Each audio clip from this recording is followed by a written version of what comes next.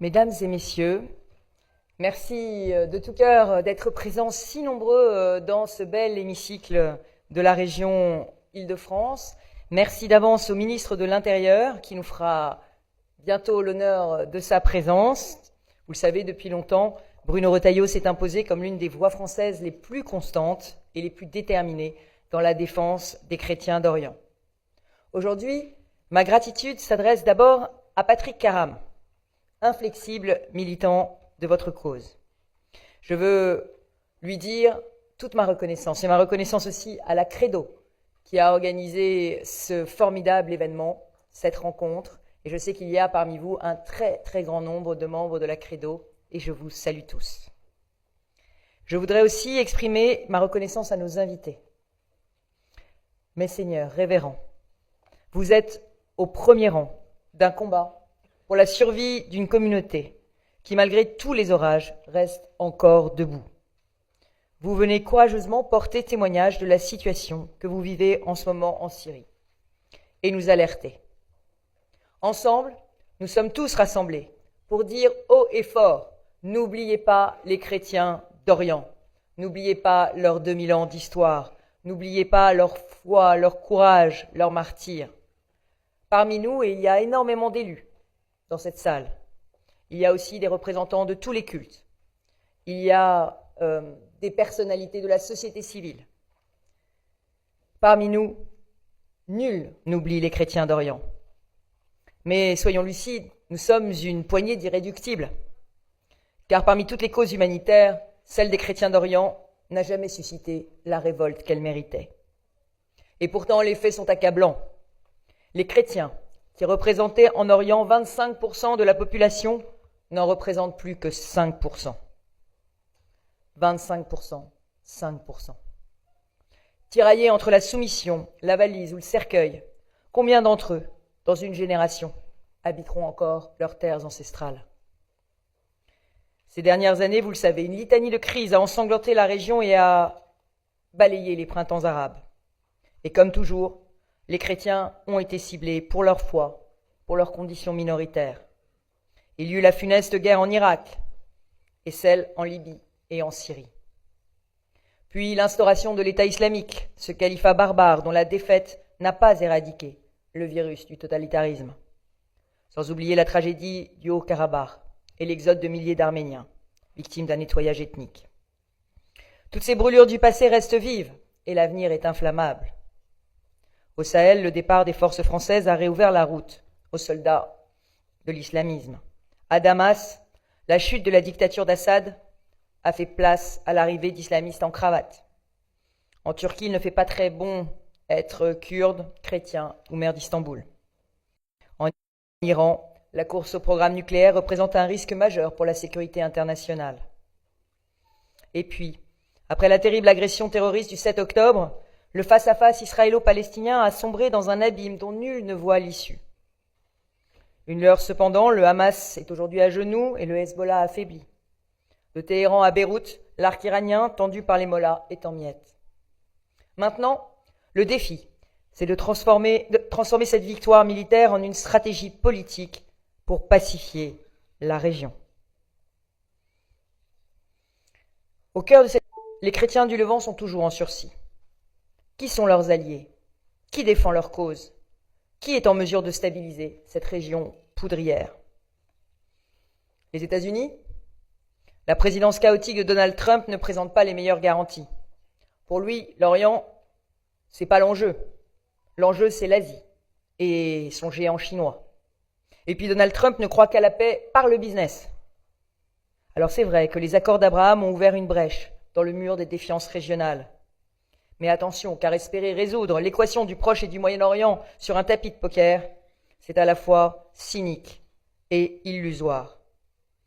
Aujourd'hui, nous devons défendre une solution à deux États, un État israélien, un État palestinien, respectueux de leur sécurité mutuelle et de leurs frontières. Je sais qu'en disant ça, j'ouvre une voie qui est très difficile, mais elle est moins douloureuse qu'une guerre éternelle. Alors, quant aux Russes qui se prétendent les protecteurs des chrétiens d'Orient, n'oublions pas qu'ils ont sacrifié cyniquement les Arméniens. Ils ont aussi perdu Bachar el-Assad, leur allié syrien. Et désormais, Ils concentrent leurs forces sur l'Ukraine et la neutralisation de l'Europe.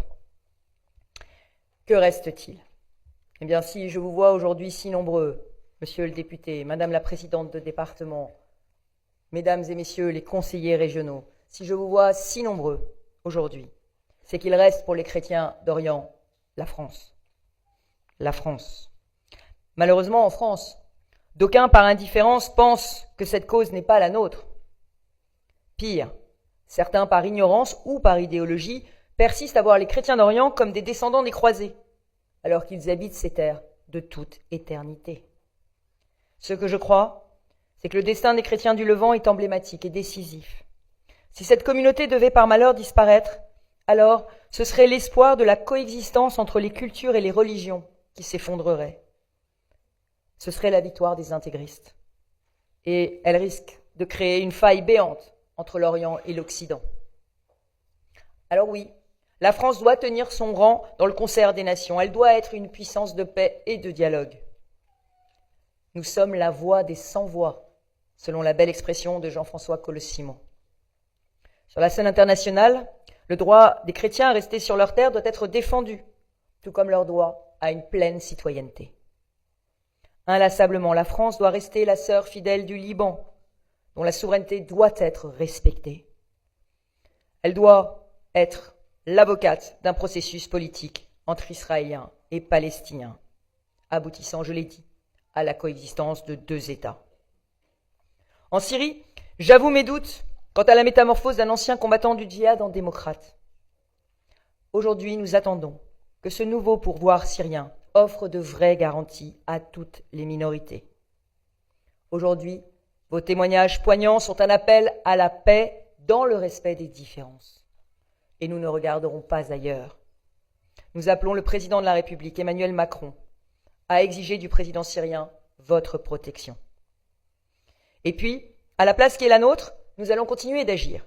Nous allons continuer à vous aider à reconstruire, à préserver votre patrimoine millénaire, à soutenir les hôpitaux, les universités, les écoles, dont les écoles chrétiennes qui accueillent près de 400 000 élèves, chrétiens et musulmans confondus.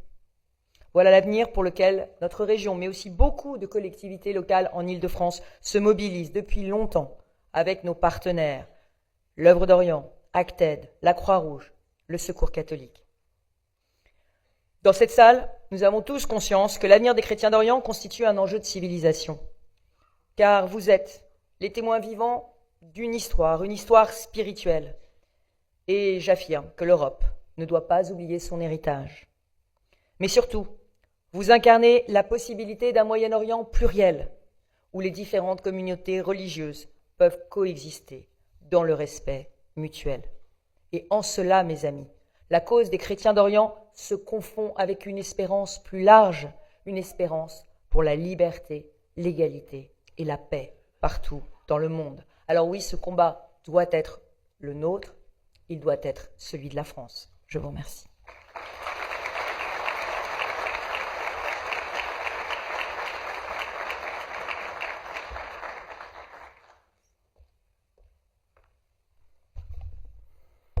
Il m'appartient en tant que président de la coordination des chrétiens d'Orient en danger et co-organisateur de cet événement de prendre la parole. Et je veux d'abord saluer Valérie Pécresse.